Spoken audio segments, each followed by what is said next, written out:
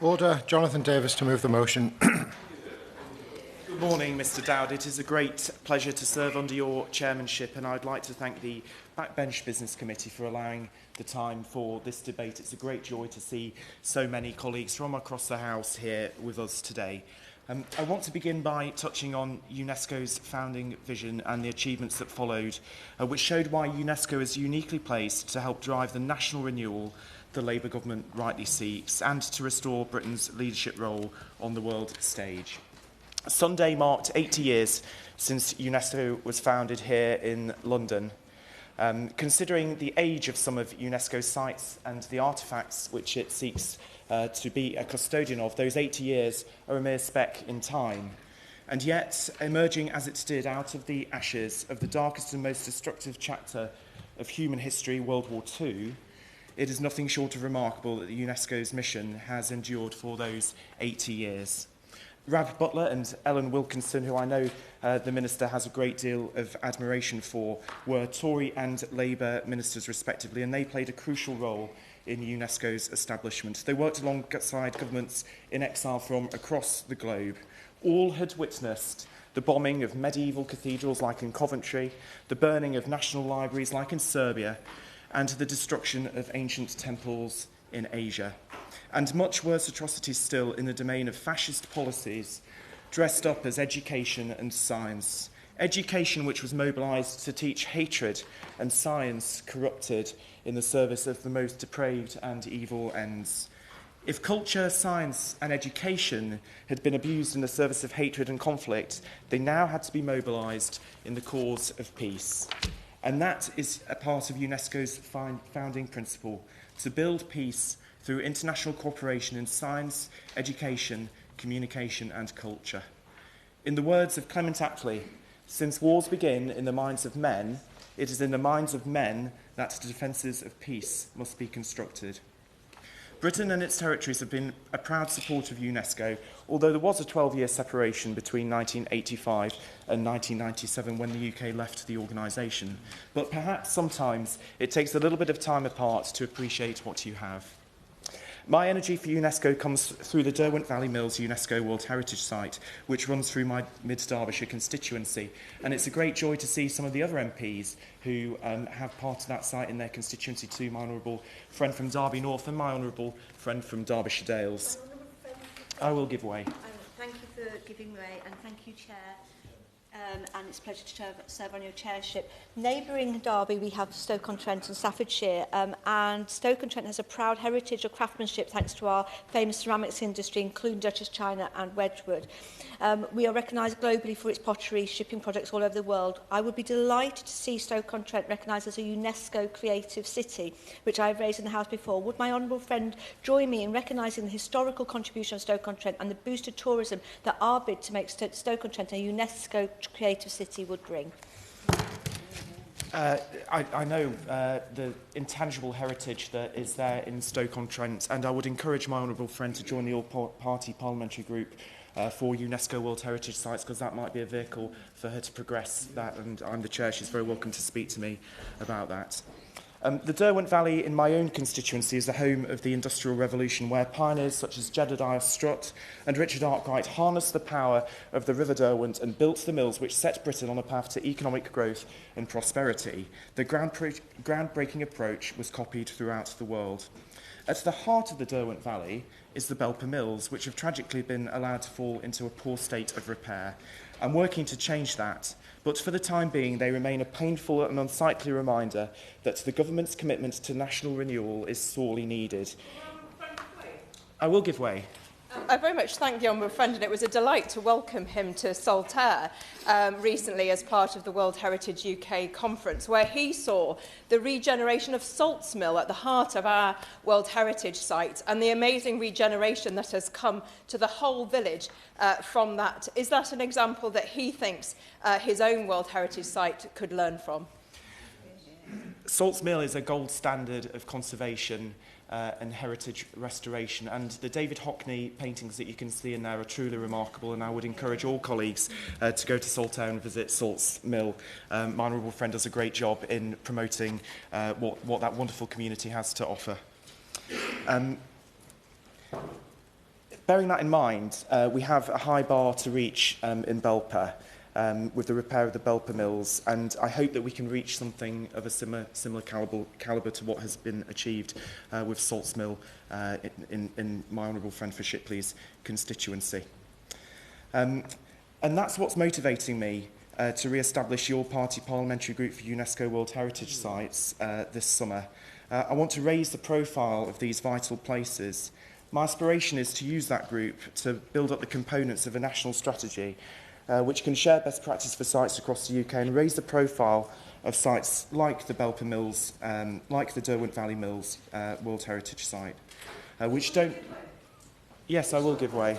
Congratulate the Right Honourable Member for the Honourable Member for Mid Derbyshire on securing this debate. And of course, I have the slate landscape of North West Wales World Heritage Site in the constituency, and I'm very glad to be a member of the APPG for the UNESCO sites.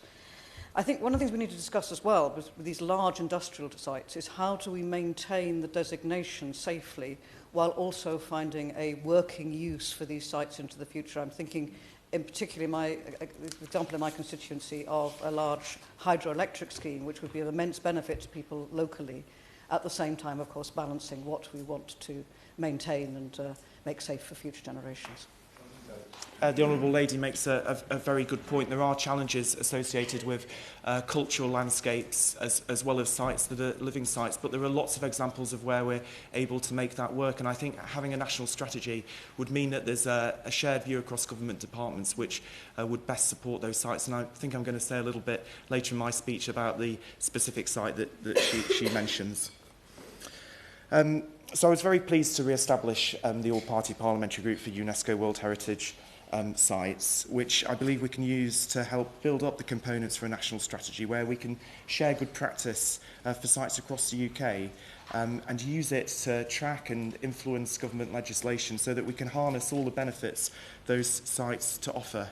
I think having a national strategy would also foster a shared understanding of the challenges and opportunities that the range of sites across the UK face, and it would allow us to have a joined-up approach to dealing with those challenges and opportunities. So I would be grateful for the Minister's thoughts on the merits of a national strategy for the UNESCO World Heritage Sites in the UK, whether it's something the government might consider. And it is something that they've done in the Republic of Ireland to some degree of success. I was very pleased in the recently published curriculum review that there is an aspiration for all young people to have engagement with local history as part of their education, because UNESCO's World Heritage Sites here in the UK are a great asset to help us deliver on that. But UNESCO is so much more than World Heritage Sites. It deals with the foundations of our knowledge and the world and of each other. UNESCO's designations reflect this breadth. They also include biosphere reserves, global geoparks, creative cities, learning cities, and not to mention intangible cultural heritage. Every UNESCO designation is part of a global network spanning more than 190 countries. These networks connect our communities, scientists, cultural organisations and educators with their counterparts across the world. Despite this extraordinary breadth, UNESCO remains united by a single purpose, an ambitious internationalist commitment to freedom, peace and equality, and education remains at its heart. When war tore across Ukraine, UNESCO trained 50,000 Ukrainian teachers in online methods, ensuring that a generation of children did not lose their education despite Russia's brutal invasion. Its Global Education Coalition has championed girls' education, literacy for women, and the principle that talent, not geography or sex, should determine a child's future. UNESCO's scientific achievements are truly inspiring. In 1951, it brought together governments in Paris to develop the first resolution that led directly to the creation of CERN, helping to transform the same scientific disciplines which were once used for destruction into one of the world's greatest symbols of international collaboration. More recently, through its Nippon Foundation partnership, nearly 30% of the ocean floor has now been mapped, revealing insights into our climate and marine life. In the realm of culture, UNESCO's mission has surpassed preservation and now involves conservation and even reconstruction.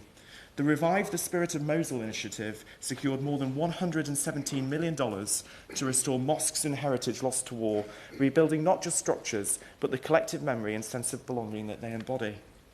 This is UNESCO at its strongest, not lofty ideals, but tangible actions that promote peace. It represents the very best of our collective endeavours as one human race. Britain's UNESCO sites also bring money into our communities at a time when money is hard to come by. They do that through tourism and footfall, new business opportunities and local economic growth, as well as through direct funding, both public and private. One of the most significant sources of funding is the National Lottery Heritage Fund, which has been supporting British heritage since 1994. And today I'm delighted to report that, for the first time, the National Lottery Heritage funding into British UNESCO sites has surpassed £1 billion. I know that the Minister will want to join me in celebrating that amazing milestone, and I want to cite just a few examples of where that money has contributed in every nation of the United Kingdom. Over £22 million has come into the Derwent Valley, including £9.5 million for Derby's Museum of Making. It was opened in 2020 and co-designed with local people, and that museum reconnects communities across Derbyshire and further afield with our industrial heritage, something we've only come to appreciate more in recent years.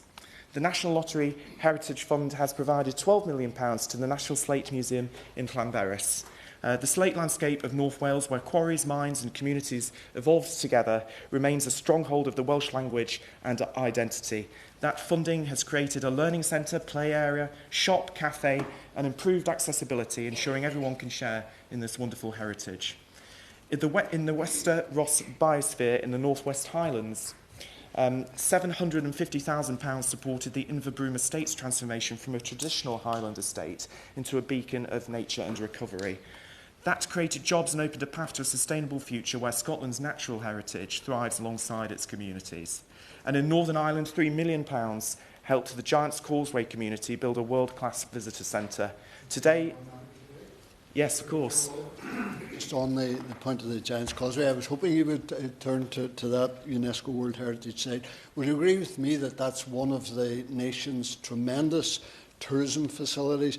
But we have to be very careful because there have been attempts in recent years by developers to have offshore wind farms in the immediate proximity of a UNESCO World Heritage Site at the Giant's Causeway, and we must be extremely cautious about proceeding with developments of that nature in such close proximity to a national heritage site. That is a challenge that the Honourable Gentleman raises, and there are a few sites, including the one which is in my own constituency, where there is a buffer zone where development must be tightly controlled in that space. Of course, we need to get to a situation where we're getting more energy from renewables, but at the same time there is a balance to be struck between valuable sites like the Giant's Causeway. And what is at the Giant's Causeway welcomes hundreds of thousands of people each year, and it shows how funding heritage can protect natural wonders whilst opening them up for all to enjoy. So across every nation and region, in so many different ways, UNESCO sites are a locus for communities to celebrate their culture, understand their history and prepare for the future. Aside from the numerous benefits they provide, I believe our UNESCO sites have the potential to help us tackle two key challenges which we now face.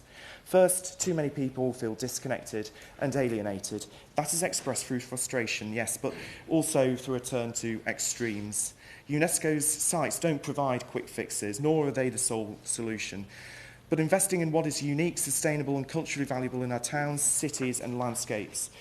Through that, we restore that sense of connection, allow a palpable sense of local identity to return and give communities a real stake in their future. That must be recognised as part of the national renewal that this government rightly seeks. It goes beyond our Pride in Place programme, and it engages with what our places mean to us, as well as how they look. Second, our role on the world stage. I'm delighted we've got the FCDO responding today in respect of that. While trade deals have boosted UK business and our defence investment is helping build a more secure world, cuts to international aid have raised concerns about our global standing. But UNESCO offers a powerful vehicle for leading on the international stage, fostering progress and promoting peace. Its work can prevent conflict from erupting, help adversaries see each other's humanity and encourage reconciliation after war. Not to mention the work needed to tackle climate change, which is an ever-growing cause of conflict across the world. On climate change, we are leading through robust action here in the UK, but our collective efforts can only succeed if they are fully international. Domestic alienation and international conflict are two sides of the same coin, and UNESCO's mission helps us address both. The UK is home to some of the world's most respected minds in science, culture and education. Their expertise already enriches UNESCO through research, conservation, diplomacy and teaching. The UK is home to 29 UNESCO chairs, world-leading experts advancing research on climate change, cultural heritage, AI ethics, ocean science and education. Their work directly shapes global policy and drives innovation. Greater investment engagement with UNESCO nationally and internationally is a low-cost, high-impact way to tackle two defining challenges of our age. Done well, it can restore pride in place at home and pride in the UK's role abroad. I very much look forward to hearing about the fantastic contributions that UNESCO sites make across the country here from colleagues here today. We have the resources to contribute to, through UNESCO to peace, equality and a better future for humankind. And I also look forward to hearing from the Minister not only a celebration of this important organisation, but a recommitment to our place within it.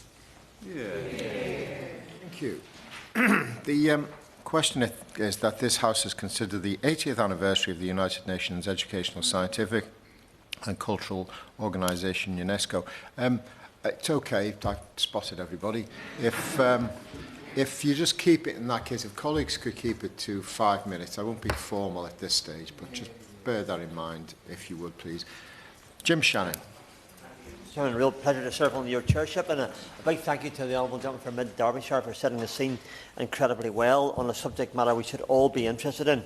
It is indeed wonderful to be here to celebrate UNESCO's 80th anniversary. Wow, I'm just 10 years behind them. You know, our specialised agency dedicated to strengthening shared humanity through the promotion of education, science, culture, and communication.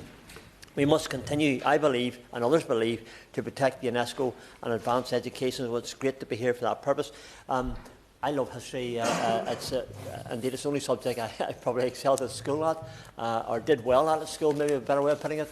But I do love the history. I love this idea of the UNESCO 80th anniversary. I love I'm not being morbid, Mr. Chairman, but I love going around graveyards and look at the old headstones and getting a bit of history of the area that you live in. I love going around churches as well with the same impression you get. And I love going around the UNESCO sites where you can also have 80 years, whereas the churches go back 300 years or maybe more. And indeed, the graveyards go back to whenever people were first buried, which is the beginning of time. For Northern Ireland, Mr. Chairman, there are a few important UNESCO-related milestones to note. So I'm very pleased to be here to give the local perspective. First, of the Giant's Causeway. It is said that's where the giants trod, walked, lived, and I'm sure it's quite true. That's Northern Ireland's UNESCO heritage, first inscribed in 1986, meaning its 40th anniversary will be celebrated next year in 2026. Hundreds of thousands of people visit each year, and a much-loved attraction. Furthermore, in July 2024, so only very recently, Grace Helen County Antrim was added to the UNESCO World Heritage List as part of the Moravian Church settlements.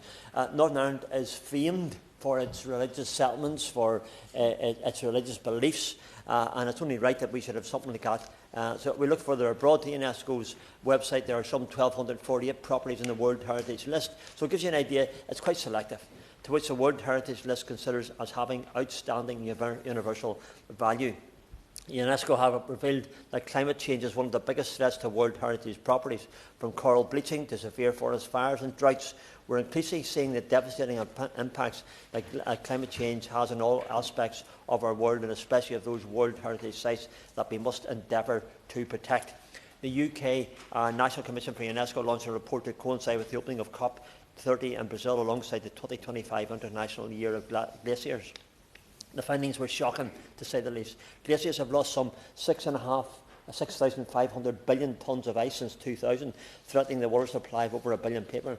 I hope someday that maybe my constituency of Strangford will become a UNESCO site, because it goes back to when time began. The Vikings came to Strangford. It was called the Strong Fjord. That's where the name Strangford came from. So we have a history which I believe someday we may even realise to our advantage as well. I conclude with this, Mr. Chairman, ever mindful of your time. These things all matter, Mr. Chairman. How much do they matter? And it is crucial, I believe, that we look to the future and how our current actions are impacting the future of our globe and those listed properties within it. As we celebrate the 80th anniversary of UNESCO, we are reminded of the power of education, of science, of culture and communication, and that more, indeed much more, must be done to preserve it. Thank you, Mr. Chairman. Hear, hear. Keil Crichton. Keil Crichton. Thank you, Mr. Dowd. It's an honour to serve under your chairmanship, and I'd like to congratulate the member from Mid Derbyshire for securing this debate. We'll hear a lot today about UNESCO and UNESCO World Heritage Sites across the UK, from the Giant's Causeway to Saltaire to the Palace of Westminster itself. But magnificent as these examples are, I stand here today with the honour of representing the only part of the country with double UNESCO World Heritage status for both the cultural heritage and the surrounding natural environment. St Kilda, Hirst, the remote archipelago some 40 miles west of my own archipelago into the Atlantic, is the most westernmost islands of the UK apart from Rockall, and its most taciturn, perhaps, Atlantic outcrop. It's not easy to get there. It takes a stern 4-hour crossing on a high-powered boat into an Atlantic swell, but the reward is magnificent. Even in the summer. The sea cliffs of St Kilda are among the highest in the UK, and when you crane your neck up from the deck on what feels like a very small boat then below these cliffs, it feels as if someone has dragged New York skyscrapers midway across the Atlantic.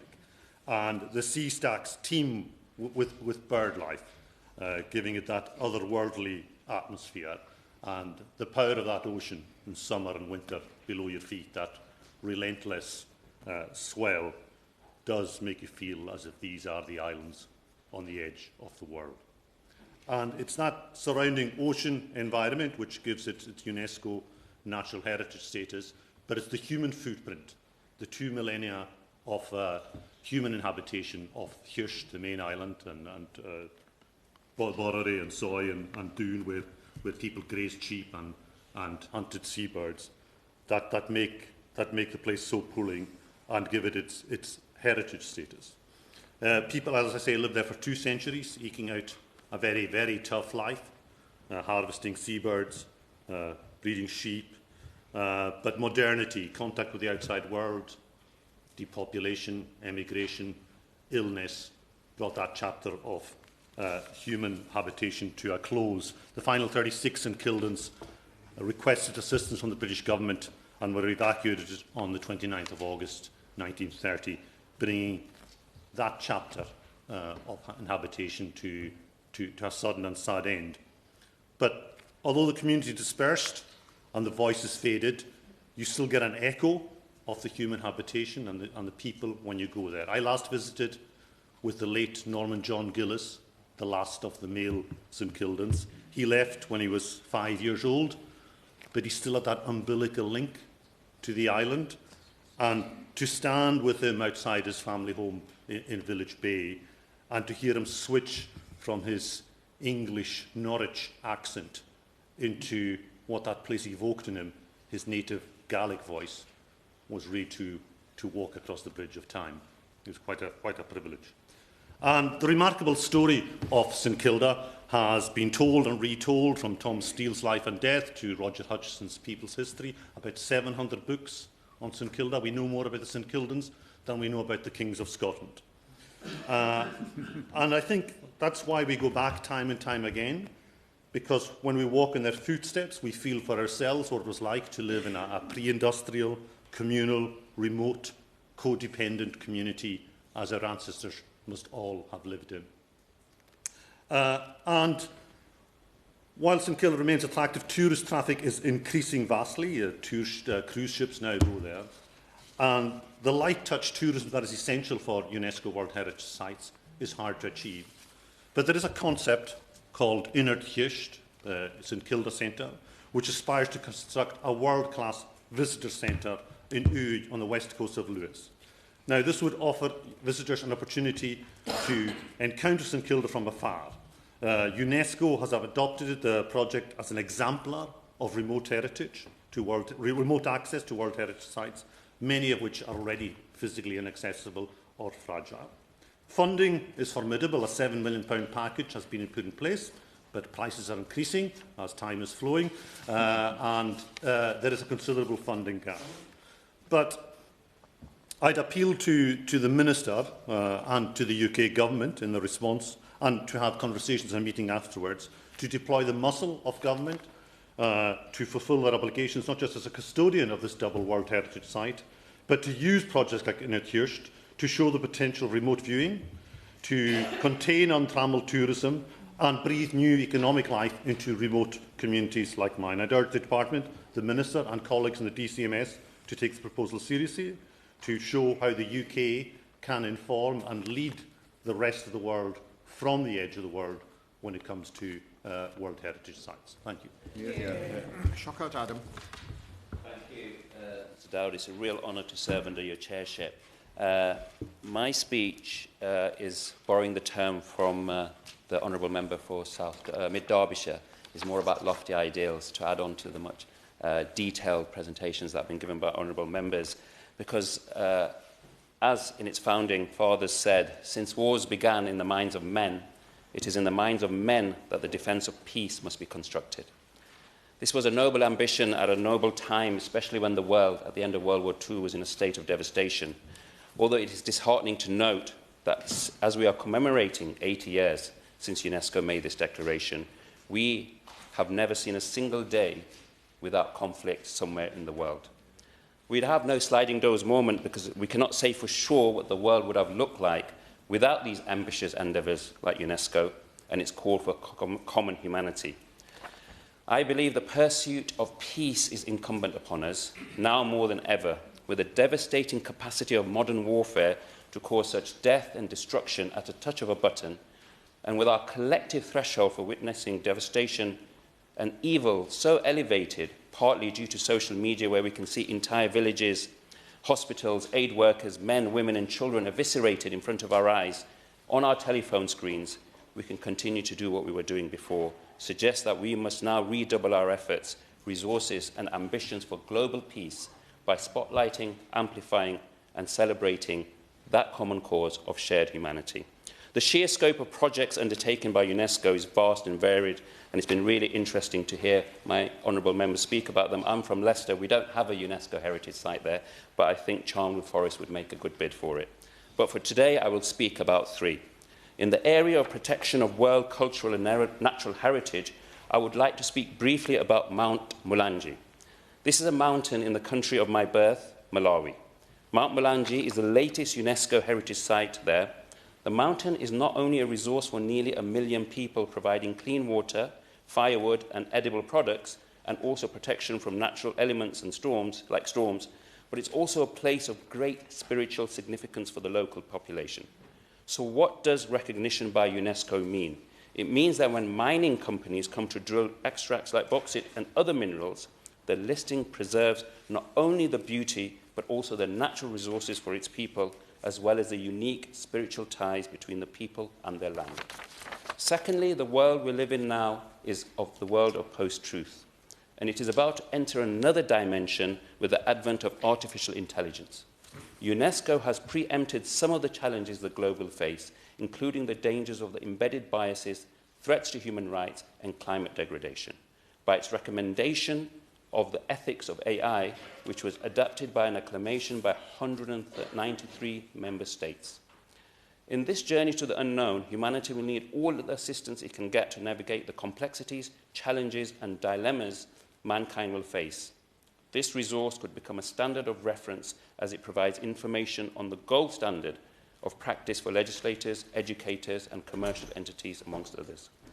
Finally, as we witness the carnage in the war in Gaza, we are hopefully coming out on the other side. But a source of constant tension, the flashpoint often is Jerusalem.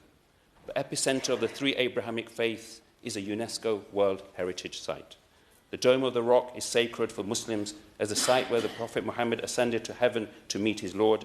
The Western Wall, also known as the Wailing Wall, is a remnant of the Second Temple, signifying not only a place of spirituality, but a place of identity for the Jewish people.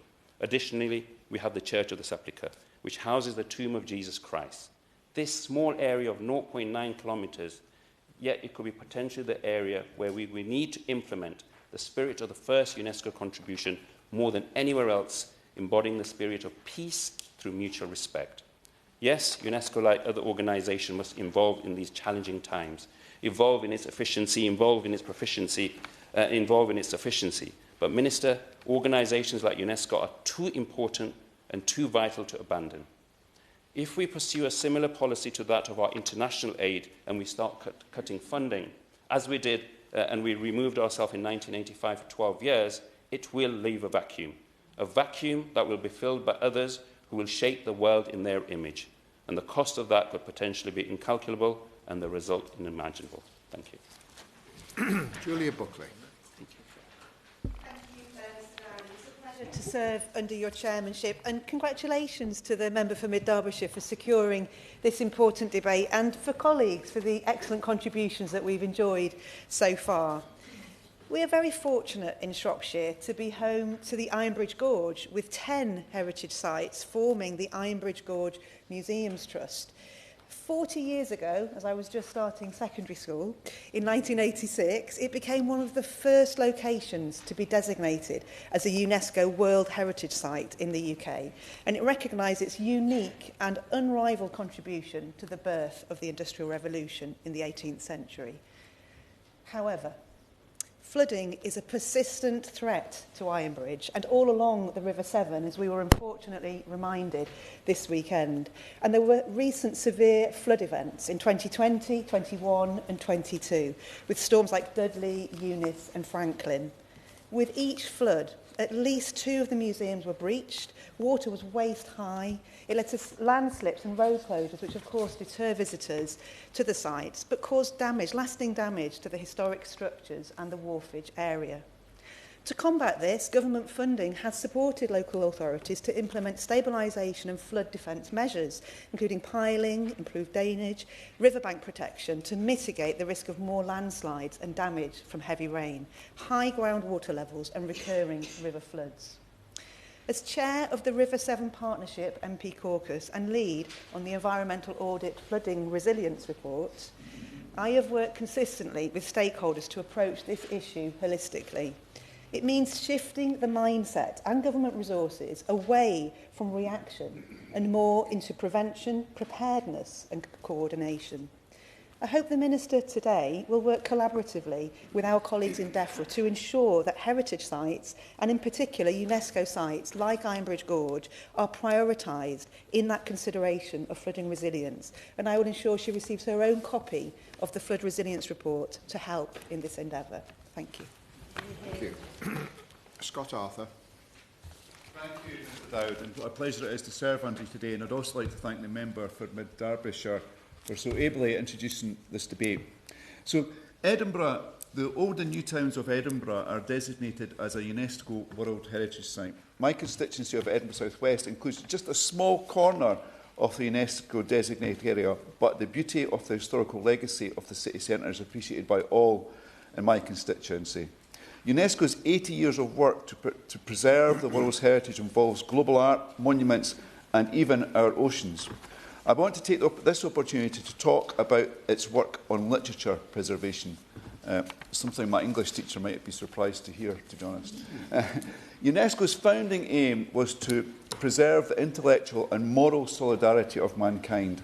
As we've heard, its founders recognised that ignorance of the positive differences between us can lead to conflict. Engaging with literature can help us celebrate these differences. In 2004, Edinburgh became the world's very first UNESCO City of Literature. Since then, 52 other cities have followed and earned the same title. But I am proud that Edinburgh led the way. Our city has a rich literary history of great fiction writers, including Arthur Conan Doyle, Muriel Spark, who will get the first statue of a woman in Princes Street Gardens. And I have to say, Mr Chair, Edinburgh is a place where there's more statues of animals than there is of women. Quite a bizarre situation. Other authors include Kenneth Grahame. All these people called my city their home. In my constituency, the legacy of Robert Louis Stevenson also lives on. the writer of Treasure Island. One of his poems is preserved on the walls of Collington Tunnel in a fantastic mural. He travelled through that tunnel each summer, Mr Chair, to visit his grandfather, who was the minister at Collington Parish Church. And every year, thousands come to the city to take part in the Edinburgh International Book Festival and to enjoy the city's rich literary history. And also, second to the Book Festival, Mr Chair, is the Pentland Book Festival, which runs each year in my constituency. And I just want to highlight one of the books which was recently featured. It's from an author called Richard Kinloch, and it's a non-fiction book. It tells the story of his grandfather, how he travelled from Poland in the Second World War to the UK and eventually to fight in Arnhem. The book is called From the Soviet Gulag to Arnhem, and it's a fantastic story, and it reminds us that some immigrants came to our country to save it. And I know his parents, Isabel and Henry Kinloch, are very proud of him. With the knowledge of this fantastic literary legacy, both Nicholas's and others, we must continue to push forward with literacy across the country. I recently met with the UNESCO City Literature Trust. The Trust works across Edinburgh to engage people with our literary history, and since 2004 have reached an audience of at least 235,000 people. The Trust emphasised the importance of literature in our civic life, not just as a luxury, but as an essential public good. For them, the UNESCO status isn't an award, but an obligation to further the aims of UNESCO. And central to the public good in my city are libraries. In my constituency, I have Oxgangs, Westerhales, Fountainbridge, Balerno, Collington, Curry, Sighthill, and even the mobile library system is based in my constituency.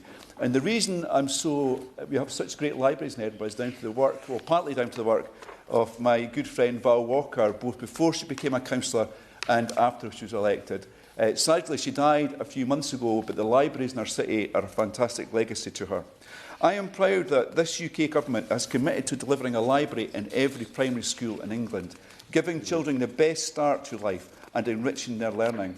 I hope to see a similar commitment in Scotland, where around a quarter of schools have no designated library space. Absolutely shameful.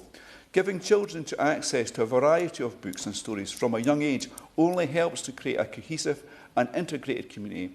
From a library in Edinburgh, a child can read stories about any country around the world, from authors from any country around the world. Nurturing children's understanding of their global role as citizens is essential to UNESCO's aims. Literature fosters a pride in a child's home and understanding and compassion of those who come from elsewhere.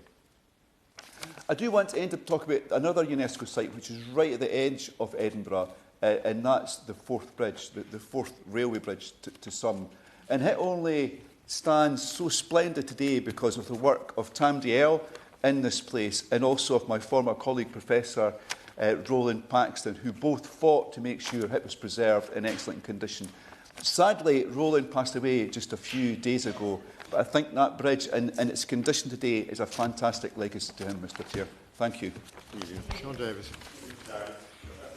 Under your chairmanship, and I also like to thank my honourable friend, the member for Mid Derbyshire, for securing this debate on such an important topic. He is an excellent chair of the APPG. He brings passion and knowledge. I'm a proud member of that APPG. I'd also like to thank my honourable friend for Shrewsbury for mentioning Ironbridge Gorge in my constituency to make sure that special place has a double hit in this debate.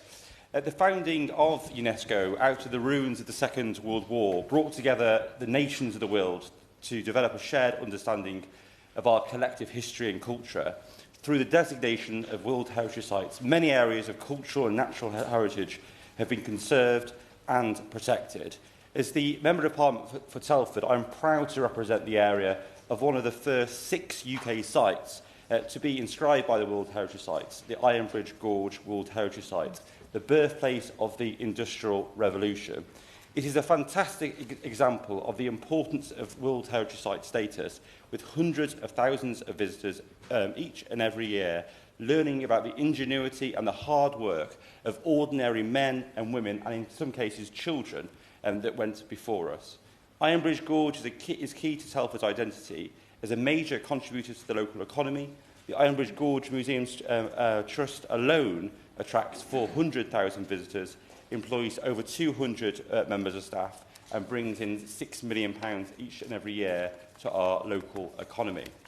And that's even before we get into the other amazing businesses throughout the Ironbridge Gorge, such as the world-famous Eli's Pork Pie shop, Merrythought Teddy Bear shop, and some very fine cafes, restaurants, and not to mention some of the pubs that I may have frequented over the years. The local council, Telford and Wrekin Council, works with a range of partners to manage the World Heritage Site and preserve the many monuments of the Industrial Revolution, including Europe's first coke-fired blast furnace and the world's first single-span iron bridge, all in the landscape that has inspired artists from Turner to John Nash. So there is much to celebrate from UNESCO's 80th year of existence so far, and next year will be Ironbridge Gorge's 40 years since its designation. It shares a significant birthday with me, in fact. I also want to look to the future and to question of how we can make our World Heritage Sites more sustainable. To return to the Iron Bridge, the Museum Trust recently set out plans to merge with the National Trust, thanks in part to a £9 million grant from this government. And I can say with certainty that the World Heritage Site was incredibly valuable in securing that support from this government. So, as well as the legal protections the World Heritage Site provides, there is also a more informal protection afforded to World Heritage Sites by the sheer value of the status. UNESCO World Heritage Sites have played a big role in making Ironbridge visitor economy sustainable for years before and years to come. Many of the world's natural and cultural treasures are facing significant challenges, however, and the Ironbridge Gorge is no exception. It suffers from ground instability, more frequent and more severe flooding linked to climate change.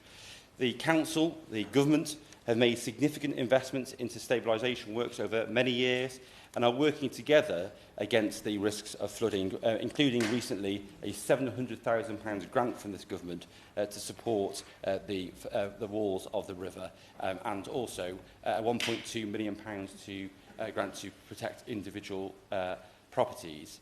But to conclude, Mr Dowd, it is ever more important to ensure that in a turbulent global environment that the crucial importance of these sites are protected for years to come. So the people that come after us never forget the stories of ordinary men and women up and down our country into contributing to our great country. I would like to take this opportunity, Mr Dowd, to put on record my formal thanks to the Ironbridge Gorge World Heritage Site steering group chaired by Professor Ken Sloan, Ironbridge Councillor Karen Healy, and both the Council at Telford and Wrekin and the Gorge Parish Council for the work they do. But most importantly, Mr Dowd, I'd like to pay tribute to the businesses, the residents and the organisations who make this such a special place, a wonderful place to live, work, visit and enjoy. Thank you. Thank you. Alas, I'm going to have to drop the time limit down to 4 minutes, I'm afraid. Joe Morris. Thank you. Pleasure to serve with you in the chair, and there's always a sense of history when you're in it. So I want to speak about the contribution of Hexham constituency in the broader North East to UNESCO. We have a proud industrial heritage in the North East. I'm proud to have the birthplace of Stevenson in my constituency, and I was recently asked at a panel event in Wylam whether or not George Stevenson was to blame for some of the climate catastrophe that we're currently seeing, which was a challenging question to get at a community event and slightly more deep than I planned on going. But we have not just Hadrian's Wall, which is one of the most iconic UNESCO heritage sites that symbolises some of the fantastic history of our nation and of our islands. When you're walking through, whether it's the tragic loss of Sycamore Gap, whether it's some more far-flung elements of Hadrian's Wall, you do get a sense just of the scale of the incredible engineering achievement that was accomplished to leave such a mark on the landscape there. I recently attended, as did my honourable friend from Carlisle, a parish council meeting in Gilsland, a village that we both represent, where I bumped into my Year 3 teacher and more appropriately discussed the urgent need for investment in transport infrastructure in rural Northumberland, including the long-term goal of getting rail services into the village to open up that key element of Hadrian's Wall back to the public to allow them to experience that World Heritage Site. And I do want to just ask the Minister to take away a few points to share with colleagues, particularly on funding for national parks. Northumberland National Park is one of the largest, with a really diverse, a really large geographic area to cover, but they are slightly disadvantaged by the current funding formula, which I think advantages larger parks in the south, which allows them to invest more. And I know Northumberland National Park do incredible work at facilities like the Sill. But it's not just the tourism offer that Hadrian's Wall brings. It brings a deep sense of pride, but it also crucially brings jobs and employment opportunities, not just in Holtwhistle and not just in tourism. It underpins whole sections of the regional economy and whole sections of our transport infrastructure. There is one point, however, that I think does need to be borne in mind, that we're not simply an area and a region defined by Hadrian's Wall and defined by opportunities of the past. We have a rich cultural offer.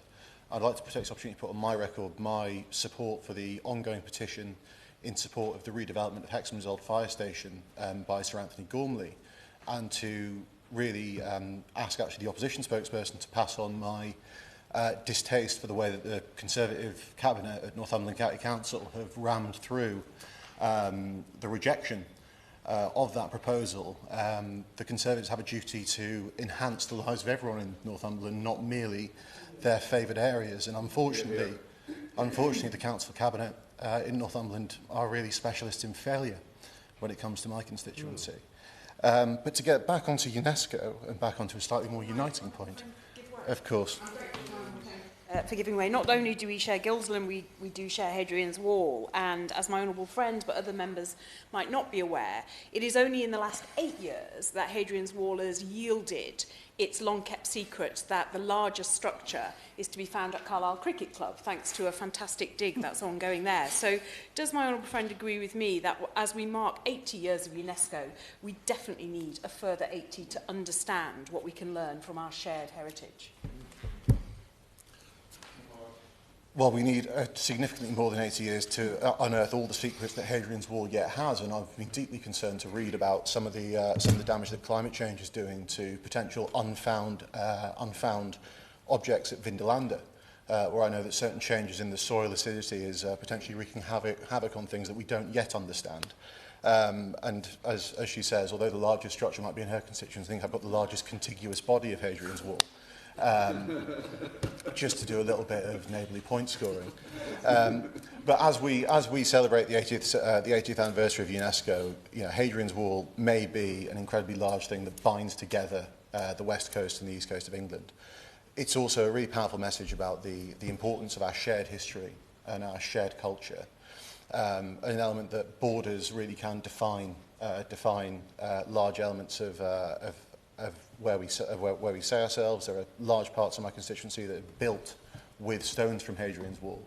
And I think as history evolves and as we look at how we can preserve it and celebrate it for the future, I want to just commend my old friend for securing this debate and commend him for the manner in which he's spoken about the achievements of UNESCO and the importance of marking and remembering our shared history. I did exhort people to stick to 4 minutes. Absalma Begin. Thank you very much. It's a pleasure to serve under your chairship. I want to begin by congratulating my honourable friend, the member for Mid Derbyshire, for securing the debate. He takes a keen interest in arts and culture, and as chair of the APPG for World Heritage Sites, I understand the group aims to grow support and recognition for British World Heritage Sites and the grassroots organisations that support them. In the interests of the limited time that I have, I just want to acknowledge that the UNESCO's stated mission 80 years ago was to strengthen shared humanity through the promotion of education, science, culture and communication, and there's no doubt that there's been immeasurable contributions and achievements in that regard. However, in the modern age, some of that could be put at risk going forward. On UNESCO World Heritage Sites, the impact of the climate emergency and its consequences, which include quite literally the erosion of some of these sites, are an issue for us to consider. As chair of the APPG on Bangladesh, I'm aware of the ongoing challenges faced to preserve sites such as the Sundarbans, home to the richest mangrove forest in the world and the single largest home to the Bengal tiger. And overall, in the global context, it is deeply regrettable that the US have once again pulled out of funding for UNESCO, and I should hope that this is not something that will ever be the case for us in the UK, and I will touch upon in my contributions about why. Mr Dowd, 3 years ago I was honoured to lead a debate in this House to commemorate UNESCO International Mother Languages Day. It was one of the friendliest debates I've had the immense pleasure of leading in this House, with many honourable members contributing phrases and sentences in their own mother language. The idea to celebrate International Mother Languages Day was the initiative of Bangladesh, the country of my parents' birth, and it emerged from a history of jostling powers and political struggles. It was approved at the 1999 UNESCO General Conference and has been observed throughout the world since the year 2000 on the 21st of February, and indeed this year marks the 25th anniversary of this important commemoration. International Mother Languages Day serves as an opportunity to see the rich tapestry of our linguistic diversity as something to be cherished, a joyful kaleidoscope of possibilities and potential to be revelled in. Indeed, UNESCO believes in the importance of cultural and linguistic diversity for sustainable societies. And this is important because multilingual and multicultural societies exist through their languages, which transmit and preserve traditional knowledge and cultures in a sustainable way. And because linguistic diversity is increasingly threatened as more and more languages disappear. Globally, we know that 40% of the population does not have access to an education in a language they can speak or understand. Nonetheless, progress is being made in multilingual education with growing understanding of its importance, particularly in early schooling, and more commitment to its development in public life. Now, within its mandate for peace, UNESCO works to preserve the differences in cultures and languages that foster tolerance and respect for others. As the daughter of migrants representing a constituency in a borough where over 90 different languages have been identified to be spoken, I believe there is a need more than ever before for the histories, cultures and languages of diverse communities to feature more across the whole educational curriculum, local services and the cultural sector. Because for me, the rise of anti-migrant rhetoric and racism in the UK and around the world highlights the importance of the inclusion of diverse cultural storytelling, with a demand to ensure that school curriculums include educating young people about racism and imperialism. Because there is a need to rebalance historical and social narratives that currently exclude certain experiences and perspectives, and because we all have a duty to make sure that the next generation has a better understanding of the historical injustices contributing to institutional racism that persists in the UK and elsewhere today. Now, my constituency in East London is also home to the historic UNESCO World Heritage Site at the Tower of London, the iconic castle that we find decorating souvenirs all over London and globally, and it's a magnet for tourism, as many here will be aware. Shortly after my election 6 years ago, I became aware that a small community serving the tower actually live on the site. But however, I'm aware that it's left vulnerable to the encroaching City of London to the west. The City of London looks to stimulate economic growth by creating more office space and, as such, more tall buildings. I understand that conversations between the Tower and the City about the City of London's 2040 plan continue, but it seems more likely than before that over time it will become more and more difficult to preserve the Tower's setting. And I understand that the International Council of Monuments and Sites have asked the government for an update on the State of Conservation report, and I hope that those discussions will continue. Thank you. Order. Order. I would exhort members to stick to time. Other members left the meeting before the end, having spoken, and I'm afraid that then gets, with the greatest respect, it gets reported in to the speakers off in terms of people being noted. So can people please respect the protocols and respect the times? Otherwise, it impacts upon colleagues right across the piece. Rachel Maskell.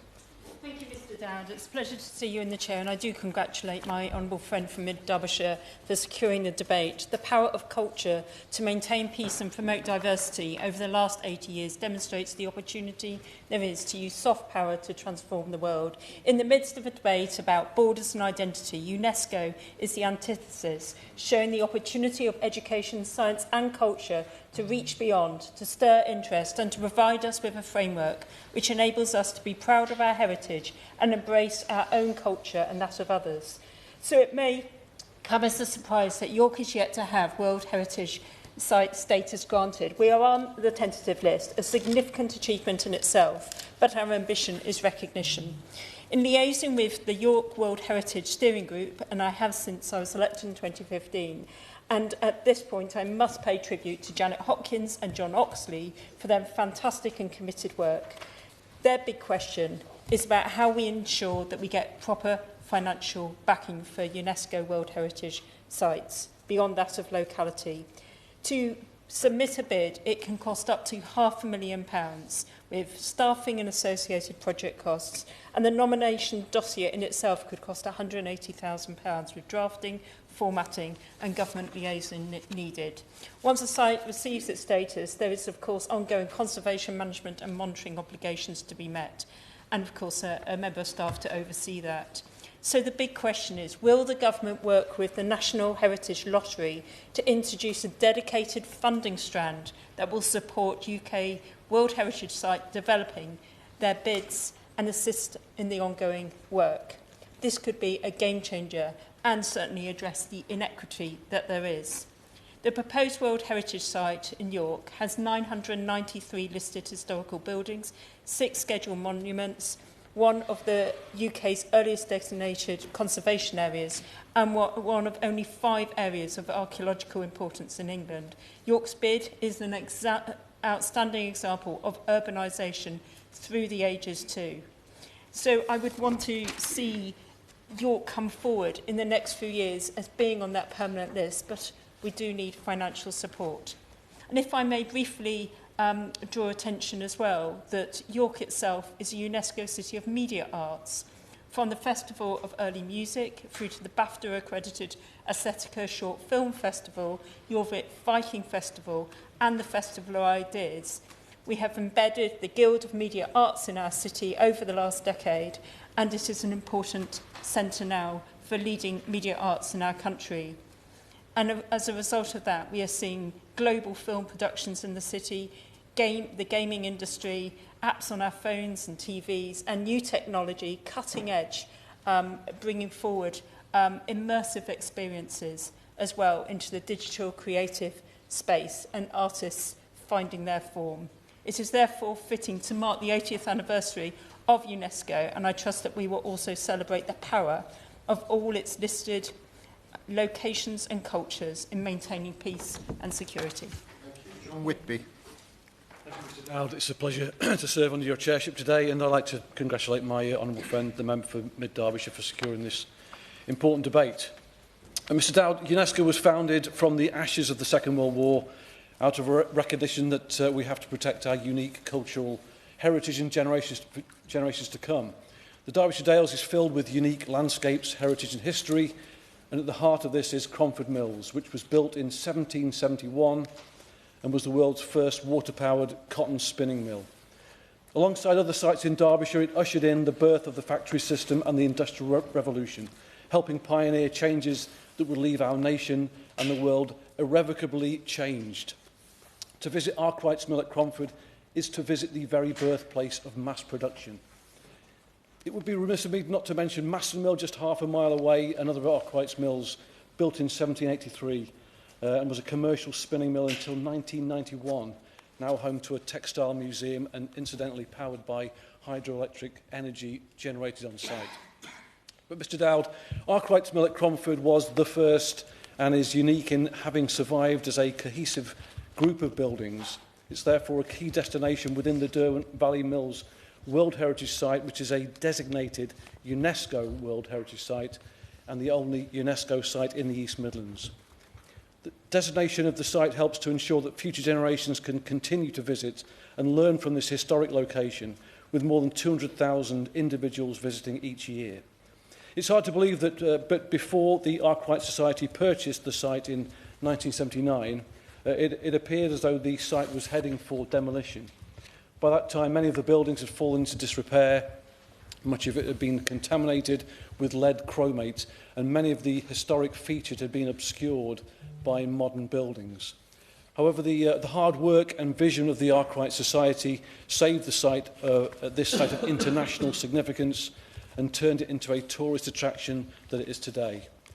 The designation of Cromford Mills as a UNESCO World Heritage Site also aided this process as it helped secure funding, boost visitor numbers and gave it legal protection.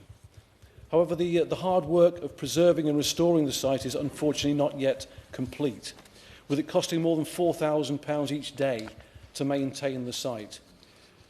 Although the Arkwright Society generates income through catering, retail, heritage tours and tenancies and receives additional income from donations and grants, this income remains less than it costs to maintain Cromford Mills.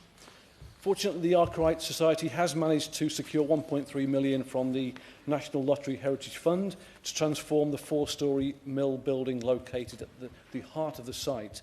But nonetheless, although this funding is welcome, Cromford Mills needs further support to ensure the site can remain financially viable for future generations.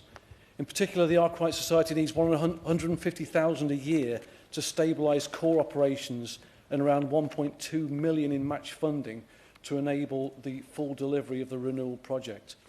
So I urge the government and donors to do whatever they can to ensure that Arkwright Society is able to access the funding it needs. I also encourage the Minister to instruct officials at the Department for Culture, Media and Sport to speak with Cromford Mills to see what support they might be able to provide through these challenging times. Cromford Mills demonstrates that our industrial legacy is not just a story about our past. Instead, with the right investment, these sites can continue to educate, teach and inspire for generations to come. UNESCO's founders believed that we could create peace and prosperity by preserving our cultural history and heritage. So I urge the government to keep investing in our history. After all, a country that preserves its past is better placed to shape its future. It's a pleasure to serve under your chairing, Mr Dowd. I congratulate my honourable friend, the member for Mid-Derbyshire, on securing this debate. In an increasingly divided world, it is essential that we use UNESCO's 80th anniversary to promote its mission of contributing to peace and security by fostering collaboration among nations through education, science and culture. In a fractured and fracturing world, education, science and culture can be important tools for building knowledge, understanding and peace. Glasgow continues to promote this mission through its designation as the UK's first UNESCO City of Music back in 2008. Glasgow is recognised as Scotland's music capital, with over 500,000 people a year enjoying gigs in the world-renowned venues such as King Tut's, the OVO Hydro, the Berkeley Suite and Sub Club. The city hosts around 130 events per week, making it Scotland's most popular destination for gigs. Outside of the Edinburgh Festival and Fringe, many of Scotland's largest cultural festivals happen in Glasgow, such as Celtic Connections and Transmit. My constituency of Glasgow North is home to institutions that contribute to the City of Music title, such as Scottish Opera, the Royal Scottish National Orchestra and the Royal Conservatoire of Scotland. This UNESCO title does not merely recognise the musical talent of the city, but also helps to support it. Research by the UK National Commission for UNESCO shows that such a status helps attract extra funding, tourism and partnerships, along with generating local pride. Such a sector helps the local economy grow, boosts employment and complements other areas of the economy, such as local businesses and Glasgow's flourishing food and drink sector. I hope that the Scottish Government and Glasgow City Council will do more to support the city's City of Music status. The UK Government's Brand Scotland initiative aims to continue complementing such titles by promoting Scotland and its cities to the world. Glasgow's UNESCO City of Music status is one such selling point. More recently, in December 2024, Glasgow was awarded the title of UNESCO Learning City in recognition of its outstanding achievements in lifelong learning. This is a testament to the many initiatives and organisations and educational institutions in Glasgow that are working to widen access to education and create opportunities for individuals and communities. However, these titles are not the only reason that UNESCO is important to Glasgow. On the edge of my constituency of Glasgow North, there is a UNESCO World Heritage Site, the Antonine Wall. Though sometimes overshadowed by its most famous contemporary Hadrian's Wall, this was one of the furthest sites the Roman Empire ever built, and is a testament to Scotland's rich history. Built nearly 2,000 years ago and stretching 37 miles with approximately 36 forts, UNESCO recognised its universal value due to its impressive example of Roman military architecture and its symbolism as the maximum extension of power of the Roman Empire in Northern Europe. Its site now hosts a range of different visitor attractions to learn about the history of the wall, as well as routes for walkers and cyclists to follow the monument across the central belt of Scotland. It is a testament to UNESCO's work in helping to preserve and promote important historical sites for future generations to enjoy. I am proud that Glasgow continues to contribute to UNESCO's global mission 80 years after its creation. I hope this debate helps highlight the importance of funding the preservation and promotion of culture, education and historic sites that generations in the present and the future can benefit from. I look forward to hearing from the Minister on how the Government can continue to develop its support for UNESCO. Lisa Smart, Lib Dem spokesperson. Thank you very much, Mr Dowd. It's a pleasure to serve with you in the chair, and it really is a pleasure to be here celebrating the United Nations Educational, Scientific and Cultural Organisation and the fantastic work that it does. We Liberal Democrats are proud internationalists. We believe that our country and our people thrive when we are open and outward-looking, and building strong international partnerships with organisations such as UNESCO is a big part of that. We are proud of the UK's central role in founding UNESCO and remain steadfast in supporting its mission to contribute to peace and security by promoting collaboration among nations through education, science and culture. And the member for Mid Derbyshire reminded us of it and our history. The Liberal Democrats believe that education is the best investment we can make in our children's potential and our planet's future. Education opens the mind, it fosters understanding and tolerance, and it empowers our children and our communities to be the best they can be. On this vein, the Liberal Democrats also want to restore the UK's reputation as an international development superpower by returning spending to 0.7% of national income and re-establishing an independent international development department. We understand the need to step up defence spending, but feel cutting ODA is short-sighted. We believe in the role of education as a force for good, and we, if we were in charge, would commit to spending 15% of ODA on education in the world's most vulnerable areas, especially focusing on girls and young women. And I've been lucky enough to see for myself the impact of such spending, both as a former trustee of a small charity focusing on education in Latin America, and as the former chief executive of a charity set up in the areas where my firm at the time was actively investing. I remember very fondly a particular visit to Sananga in Zambia with CAMFED, the Campaign for Female Education, to see a project we were supporting, and the project was providing life skills and business skills to girls and young women. I remember very clearly the session where girls and young women told me of the transformative impact their education was having. The Liberal Democrats believe that the UK's rich and vibrant cultural heritage is a national treasure. And in this country, at least, it's through UNESCO's World Heritage Sites list that the organisation is best known, although the member for Mid Derbyshire rightly talked of biosphere reserves and global geoparks. And while there are many outstanding examples across our nation, to date 35 sites in the UK and overseas territories are UNESCO sites, from Neolithic Orkney to the wonderful city of Bath via Durham Castle and Cathedral, which I spent 3 years getting to know during my time there at uni, I'm going to shamelessly take this opportunity to give a plug for a cause close to my heart, for a site I believe should be added to the list in my own Hazel Grove constituency. I strongly believe that our canals and waterways are a large part of our fantastic cultural and industrial heritage. And this is why I launched the campaign for Marple Locks at the junction of the Peak Forest and Macclesfield canals to be designated as a World Heritage Site. Marple's canal heritage makes it one of a kind, unique in England, and one of the best examples of industrial waterways in the UK. It's our own local slice of Great British history, and I believe we should be doing everything we can to protect it and preserve it for future generations. I am a proud and long-standing trustee of the Stockport Canal Boat Trust for disabled people and their carers, and I refer all colleagues to my register of interest. For me and for the residents of my Hazel Grove constituency, the canals and waterways are assets to be cherished, not liabilities to be maintained. And I believe granting Marple Lock's World Heritage status will go a long way in showing our appreciation and support for this beautiful site. Beyond their cultural and historical significance, the waterways are also crucial for nature, for well-being and for combating climate change. They provide a vital habitat for wildlife and serve as a natural green corridor connecting diverse ecosystems that are bursting with biodiversity. Canals also play a hugely important role in water management, reducing flood risk and increasing climate resilience. Problems with reservoirs are problems for all of us. And as I wrap up, Chair, I want to suggest that it's the job of all of us across government departments and much more widely to protect our heritage and our cultural landscapes. It cannot be right that we celebrate the Lake District on the one hand, and it is described as a place of exceptional beauty on its page on the UNESCO website, and then on the other hand, allow water companies to pump sewage into those lakes.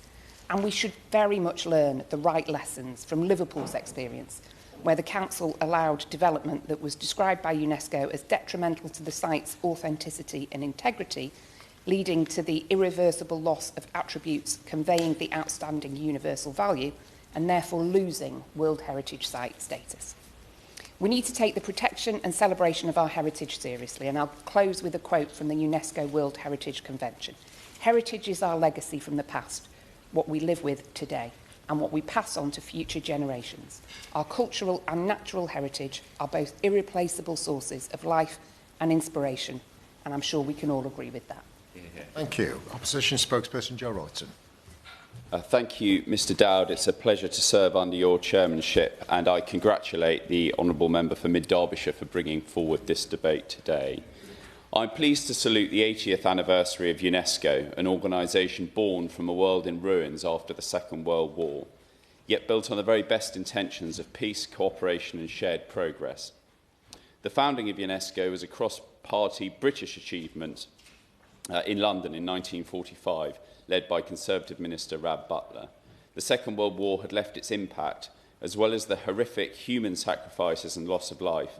There had been the destruction of books, cultural heritage and education systems. This led to endeavours to foster a hopeful and forward-looking spirit of international cooperation. 80 years later, that founding spirit still runs through UNESCO's mission. Its durability is owed to its ambition, 196 nations united around a common purpose. As a country, the UK is rooted in cultural and artistic traditions. For centuries, we've led the world in creativity, scholarship and heritage protection. Today, the UK's 60 UNESCO designations from a national network covering more than 15% of our landmass, spanning over 170 parliamentary constituencies and home to roughly 9 million people. They are invaluable cultural, economic and diplomatic assets. Across that network, we have 35 World Heritage Sites, from Stonehenge to the Tower of London, 10 global geoparks, 7 biospheres from the Isle of Wight to the Isle of Man, 14 creative cities and 10 learning cities. These designations are not ornaments. They are engines of local pride, international cooperation and economic activity. They showcase British leadership, soft power and the value of working together. It's important, therefore, that the government plays an active role in supporting state parties and encouraging international collaboration to safeguard our shared heritage. Economically, heritage has an enormous value.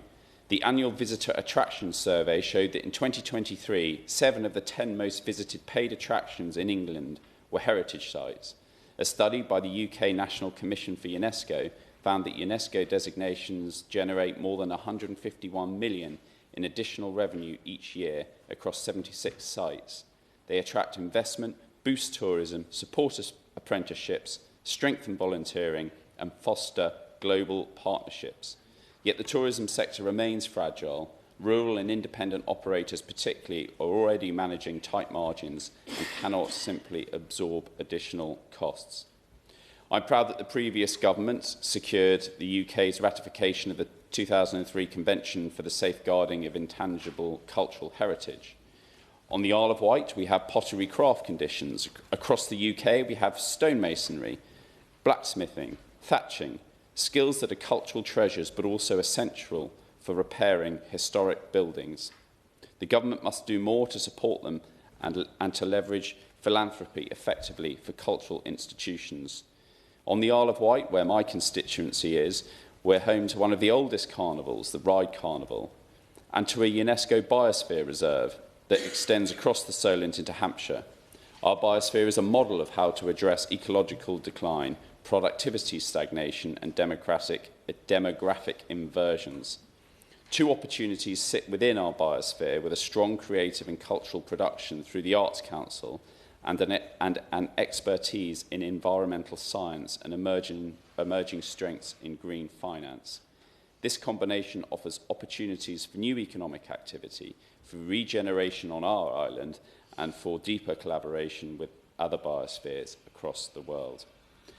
However, there is currently a lack of meaningful government engagement with UNESCO policy. Despite a UNESCO presence in more than 170 constituencies, these sites are not integrated into levelling up missions. They're not used as anchors for regional development. They receive no cross-departmental coordination, and the government has no strategy for utilising UNESCO designations as innovation infrastructure. These assets remain underused. So I ask the government, will it commit to a cross-departmental approach to UNESCO sites and recognise these designations as core national assets for innovation, regeneration and economic growth? The UK is also a signatory to UNESCO conventions on behalf of our overseas territories, yet it's unclear how the government is supporting those territories in applying for intangible cultural heritage recognition or navigating the process of achieving World Heritage status. Several territories have no designations at all. In the spirit of cooperation, how is the government sharing its expertise to assist countries and territories with no UNESCO sites? Moreover, we have 5 UK assets on the tentative list for future UNESCO designation. What steps is the government taking to ensure these applications remain active and properly supported? On the topic of UK expertise, 3 of Iraq's 4 UNESCO World Heritage sites are currently listed as World Heritage in danger. I would welcome an update from the Minister on how the government is supporting the stewardship of endangered World Heritage sites worldwide and how British expertise is being deployed, again in the spirit of cooperation. On a broader point, I'd appreciate clarification on whether reductions in the development budget will affect UNESCO programmes. And with the public finances under pressure, how is the government ensuring that UK contributions to UNESCO deliver maximum value for taxpayers? Of course, UNESCO is not entirely without controversy. The UK and the United States have both withdrawn from it in the past. Concerns have been raised about political manoeuvring within the organisation, including disproportionate attention on certain countries while overlooking others with significant human rights or cultural heritage issues. Between 2009 and 2017, UNESCO adopted 60 resolutions concerning Israel, but none concerning several states with far more severe cultural violations. In this respect, UNESCO occasionally mirrors the trajectory of the ECHR, another institution in whose creation a Conservative government played a central role, but whose remit has sometimes stretched beyond what its founders intended. Finally, as UNESCO enters its 9th decade, we must monitor its focus, ensure UK funding is used effectively, and guard against the organisation unduly creeping into politics. If we do so, the UK can continue to lead by example, honouring our heritage, strengthening global cooperation, and investing in the next generation's cultural, ecological, and educational future. I think we have time afterwards for the sponsor now to wind up very quickly. But Minister first. Thank you. Thank you, Mr. Dowd. It's a pleasure to serve under your chairship and to have the opportunity to respond to this very extremely interesting debate today. And I am grateful to my honourable friend, the member for Mid-Derbyshire, for securing this debate and opening it with such a rich introduction to the topic. And I pay tribute to his work as chair of the all-party parliamentary group on UNESCO World Heritage sites. And indeed, in his opening remarks, Mr. Dowd, he made a very powerful case, as the rest of the debate has continued to do, for education and culture as a force for peace and indeed for progress. I also do welcome the 1 billion that has been spent by the National Lottery Heritage Fund, and he explained some of those examples and the impact that that funding has had. I also want to acknowledge the work of my honourable friend, the member for Bridgend, who would ordinarily have taken this debate but is unable to be here today, and to recognise that it was 80 years ago the world gathered in London to found UNESCO, committing to peace through education, science, culture and communication. And indeed, one of the sites that has been talked about a number of times in this debate, Giant's Causeway, I was really privileged to visit a bit earlier this summer. Indeed, an incredible site, and one I think that highlights the importance of recognising connection with place in terms of our history and our heritage and our role in protecting that. So the mission that was there for the founding of UNESCO 80 years ago remains as vital as ever. And indeed, the UK maintains a permanent delegation to UNESCO and funds the National Commission, UK National Commission for UNESCO. These work to ensure the UK is an active and influential member state at UNESCO. And indeed, UNESCO membership allows the UK to project its strengths in education, in science, in cultural heritage globally and reinforce its reputation as a thought leader and indeed a trusted partner, which is important for this work across the world, a trusted partner in multilateral forums. If I could also just pay tribute as well to one of Britain's outstanding parliamentarians and one of the founding forces really as well of UNESCO, Ellen Wilkinson, who has been mentioned in the debate, a Fabian, a cooperator and as Education Secretary who also championed the idea that education and culture could be powerful agents of peace and reconciliation in that period just after the war. And I would like to recognise that the contributions made today and how they paint a picture of the choices that the Labour government made in the immediate aftermath of the war, and one that set the foundations for long-term institutions that still form part of the way in which we build connection and peace across the world. I would also like to congratulate Professor Elanani on becoming Director General this week and wish him well in the role. Today, the same spirit of peace and cooperation that was part of the hallmark of the founding of UNESCO is carried forward by communities across all our 4 nations, our crown dependencies, our overseas territories, and indeed so many examples illustrated in the debate today. I am proud of the 35 UNESCO World Heritage Sites that preserve our shared history, and that includes the 7 biosphere reserves, 10 global geoparks, and not only that, but the United Kingdom has 13 creative cities, 10 cities of lifelong learning, and schools that embed UNESCO's values of peace, respect, and understanding. I'm just conscious of time, so I will, including schools in my constituency. These UNESCO designations, as we have heard, cover 170 of our constituencies, and they are a testament to the UK's rich heritage and global outlook. And I could not be more delighted that also Aberystwyth joined the UNESCO Creative Cities Network as a city of literature, becoming the first Welsh creative city ever. This celebrates its centuries-old literary tradition and vibrant bilingual cultural scene. And so our congratulations also to the people of Aberystwyth. I would also like to congratulate the Isle of Arran on its recent designation as a UNESCO Global Geopark, often referred to as Scotland in miniature. This recognition celebrates Arran's outstanding geological heritage. And alongside these UNESCO designations, our scientists, experts, institutions and universities working to build UNESCO, working with UNESCO to build the UK's trust, attractiveness and reputation on the world stage. If I could make a few remarks in relation to some of the points that were raised today. A national strategy for UNESCO came up in conversation, and I would like to congratulate my honourable friend also for his work on the APPG and to continue to keep in touch with that work as he talks about listening further to members about the needs for sites in their areas.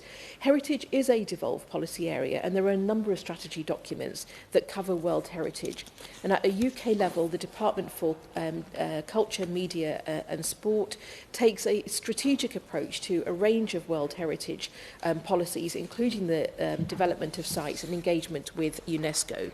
And indeed, the UK sites range quite considerably in size and type, and the challenges they face are often unique. DCMS works closely with the World Heritage site coordinators and agencies across the UK to monitor the condition of all sites and provide updates to UNESCO as and when required, and ensure that a site's outstanding value and therefore its World Heritage status is maintained. Now, the Honourable Member for Stoke-on-Trent raised a suggestion of Stoke-on-Trent becoming a creative city. I would encourage her to speak to the UK National Commission, who manage the process. Applications are every 2 years, and I understand the next one opens at the end of 2026.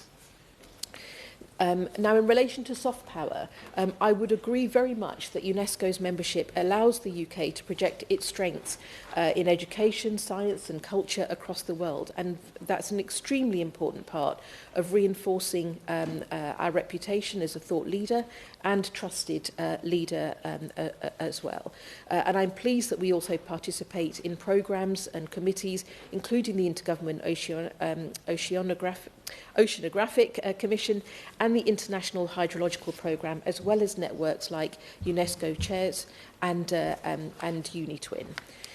If I could make a mention about climate threats as well, as this did come up a couple of times.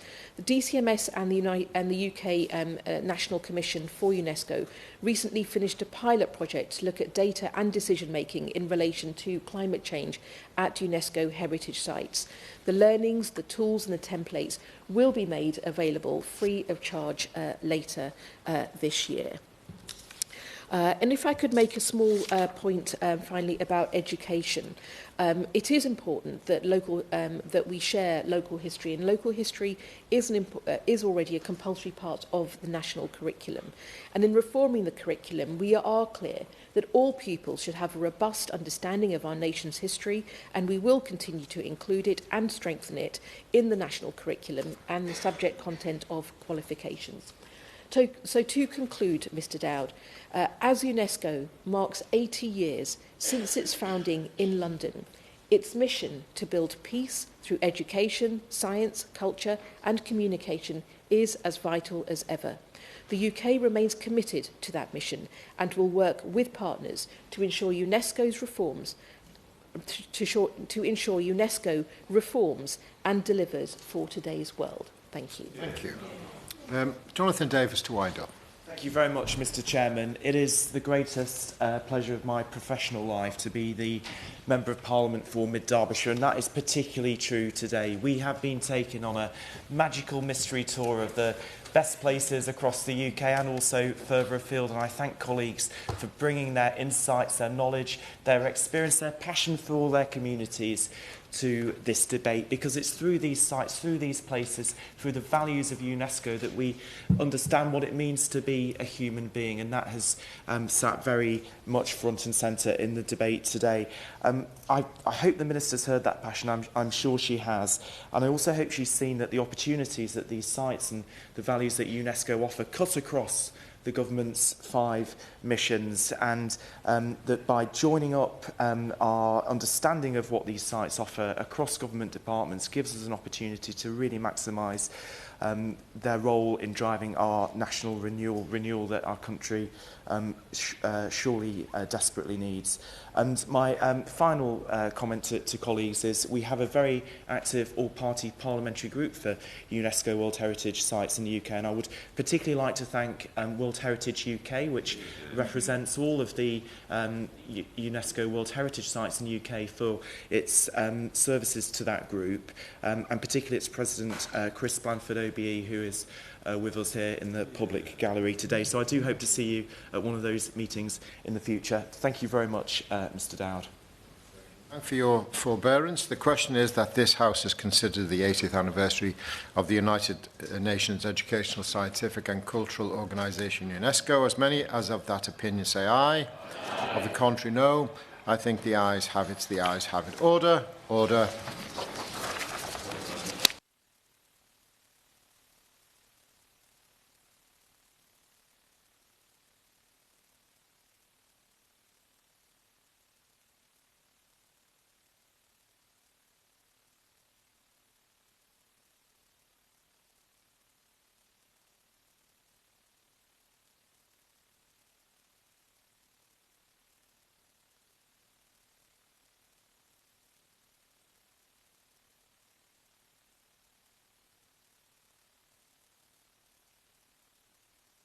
Order.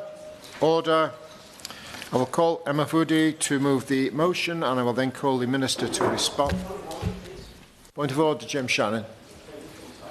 I'm probably not the only one who notices that this hall in particular seems to be as cold as a butcher's fridge. It was the same yesterday. I'm just asking, Mr. Chairman, if you've had any indication of perhaps when they would actually turn the heat on. Very much for that point, and I'm sure we'll be able to take that up with the House authorities. Thank you. I will call Emma Foodie to move the motion, and I will then call the Minister to respond and remind other members that they may only make a speech with prior permission from the member in charge of the debate and the Minister. There will not be an opportunity for the member in charge to wind up, as is the convention, for 30